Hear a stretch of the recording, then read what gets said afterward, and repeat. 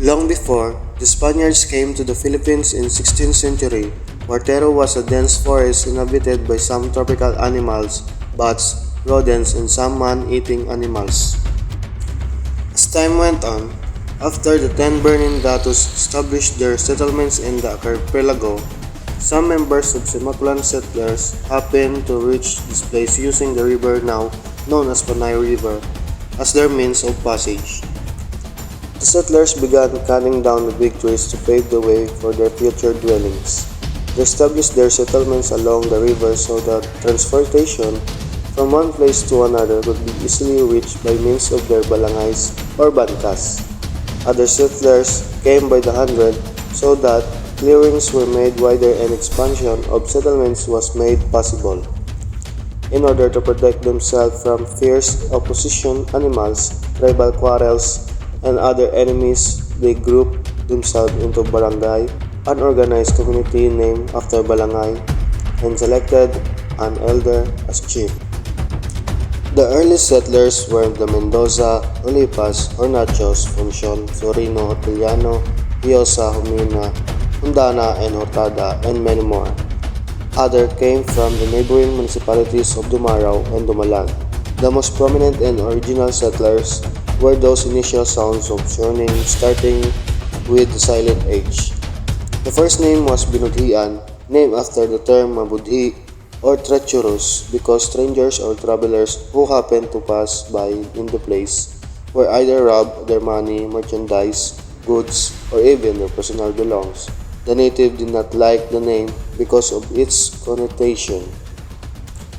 After a decade, the place was named Mapanag after a creek or stream called the Mapanag Creek, one of the natural boundaries of place from the municipality of Dumalag. Later permanently resided in the place, called the local leaders and agreed to change the name to Fonda, a name derived from Fondador or founder.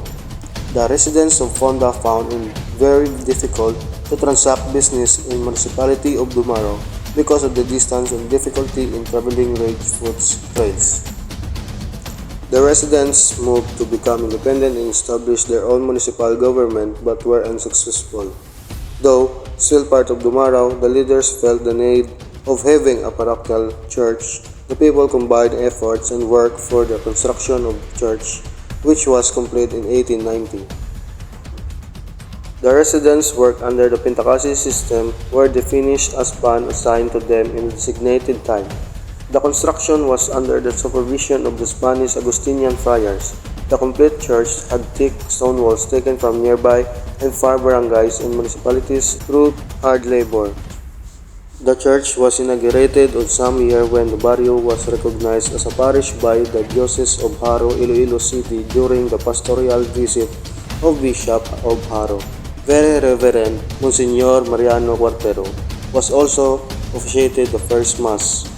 In his honor and memory, the name Cuartero was given to the place and is known as such up to the present time.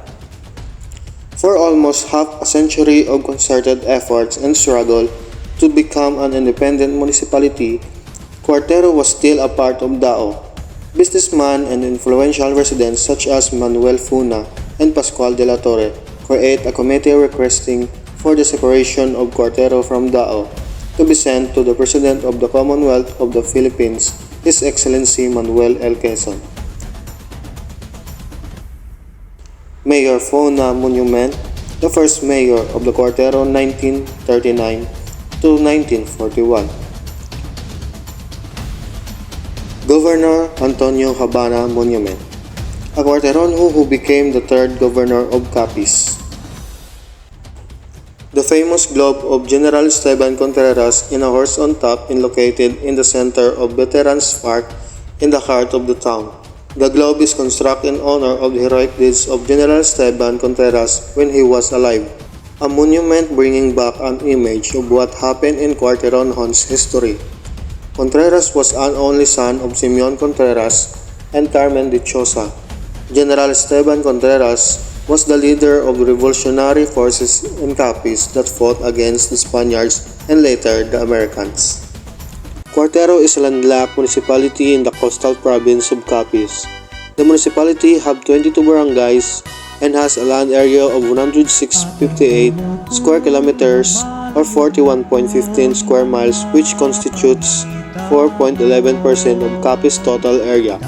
Its population as determined by 2020 census was 27,993. This represented 3.48% of total population of Capiz province, or 0.35% of the overall population of the Western Visayas region. Torre ni Bobby, a 7-story building in Cuartero with a tower where one can have panoramic view of the town and Panay River. The building has a concept of condominium. Every floor has the same plan that depicts a unit in a present condominium buildings.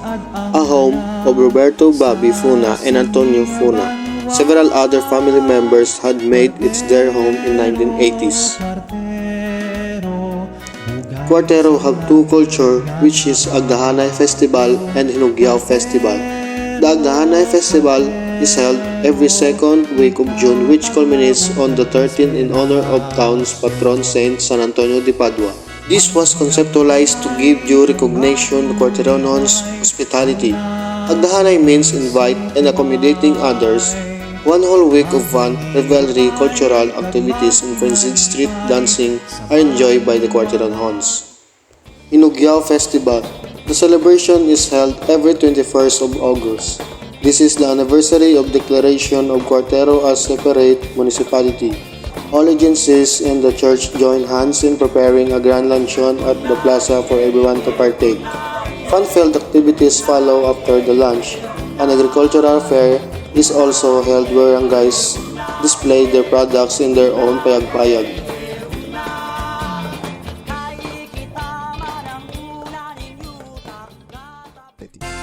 Sayaw kay San Antonio.